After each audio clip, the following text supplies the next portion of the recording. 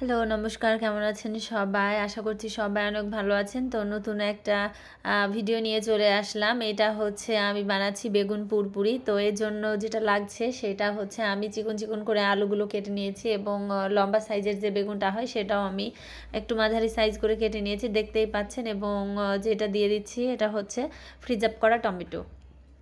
তো আপনারা এখন বাজারে টমেটো পেয়ে যাবেন। আমার ফ্রিজে ছিল, এজন্য আমি সেটাই দিয়ে দিচ্ছি। এবং এবার দিয়ে দিচ্ছি পেঁয়াজ কুচি এবং সাথে কাঁচামরিচ। পেঁয়াজ যে পরিমাণের লাগছে সেটা আমি বলে দিচ্ছি। আলু যেটা যা নেবেন তার অর্ধেক পরিমাণ হচ্ছে পেঁয়াজটা নেবেন। তো আমি সব দিয়ে দিলাম। এইবার হচ্ছে দিয়ে দিব হলুদ। তো আমার হলুদের বক্সটা আমি ধুয়ে দিয়েছিলাম, এই জন্য আমি এই পলি ব্যাগে করেই হলুদটা রেখেছি। তো এই যে হলুদ দিয়ে দিচ্ছি, সবটাই পরিমাণ মতো আপনারা দিবেন। যে বেশি ঝাল খেতে চান তো তারা একটু মরিচটা বেশি দিবেন। আর আমি এবার দিয়ে দিচ্ছি লবণ। তো লবণটা আমার একটু বেশি হয়ে গেছিলো, এই জন্য আমি তুলে ফেলে দিচ্ছি।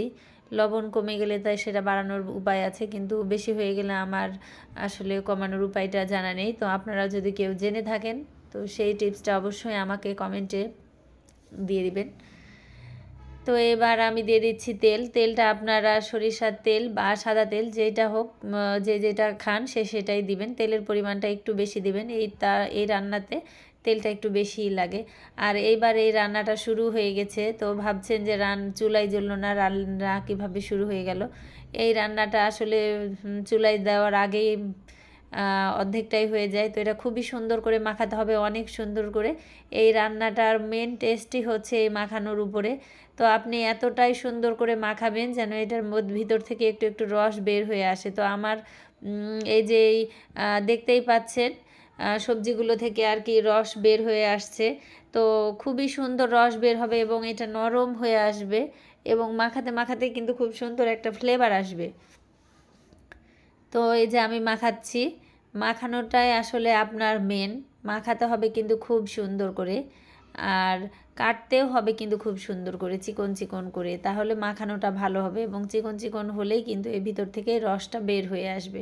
তো মাখানোর সময় যে কি যে একটা সুন্দর সুগন্ধ বের হচ্ছে, ঘ্রাণটাতেই মনে হচ্ছে যে রান্নাটা আমার হয়ে গেছে। তো এই যে আমি মাখিয়ে নিচ্ছি, মাখানো প্রায় আমার হয়ে এসেছে। এই যে দেখতেই পাচ্ছেন এর মধ্যে রস বের হয়ে গেছে। তো আর বেশি পানি আমি দিব না, খুব একটা না দিলেও হয়, অল্প একটু। আর আমি কাচকি মাছটা হলুদ লবণ দিয়ে মেখে রেখেছিলাম এবং সেটা উপর দিয়ে ছড়িয়ে দিচ্ছি। আপনারা যেই মাছই পারেন, যে যেটা খেতে পছন্দ করেন সেটাই দিবেন, তবে এটাতে ছোটো মাছটাই বেশি ভালো লাগে আমার কাছে মনে হয়।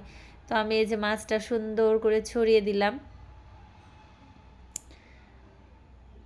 ভাজা মাছ যদি আপনারা খেতে চান ভাজা মাছটাই দিবেন।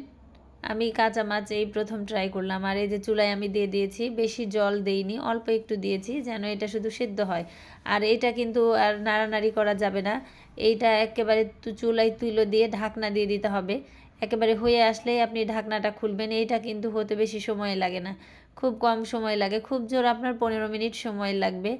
তো আমার রান্নাটা হয়ে গেছে। আমি এই পর্যায়ে দিয়ে দিচ্ছি ধনেপাতা। আপনারা যারা ধনেপাতা খেতে পছন্দ করেন না তারা এটা স্কিপ করলেও পারেন, আমার ভালো লাগে এই জন্য আমি দিলাম। তো কি বলবো, ধনেপাতাটা দেওয়ার সাথে সাথে এত সুন্দর ফ্লেভার আসছে, মনে হচ্ছে এখনই আমি 2 প্লেট ভাত খেয়ে ফেলবো।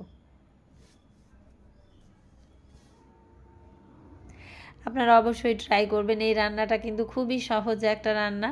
যারা খুব ব্যস্ত থাকেন, যাদের আর কি সময় নেই, তারা এই রান্নাটা তুলে দিলেন, গোসলে চলে গেলেন, গোসল শেষ, দেখবেন এসে রান্নাও শেষ।